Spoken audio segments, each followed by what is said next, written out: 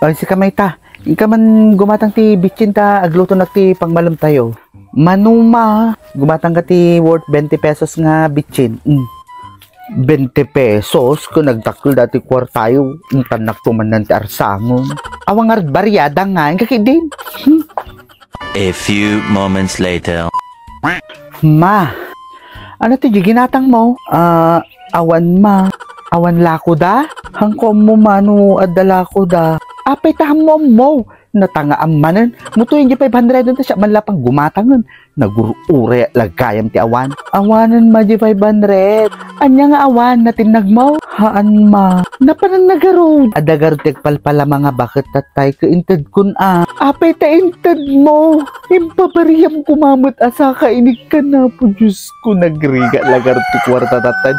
Ipatawa mo lang natali magasot. Tamo nga rod maka-vlogger. Kabaka damdama kat adati camera jay law-law nga. Tapos kat bigla nga lumitaw datas ikandak ti dakdakkel nga kwarta. So nga intad ko jay magasot. Hapo, animal ka nga talaga nga ubing. Pumano ka malati sa guwana kung baka mabitog ka lang. Ikanak paggatang ko ti bitsin mata pa naggumatang uli. Haanan, tabakay patawa mo lang. Tampel ka nga talaga. Di saan, sumumbat ka pa hindi tata makita mo.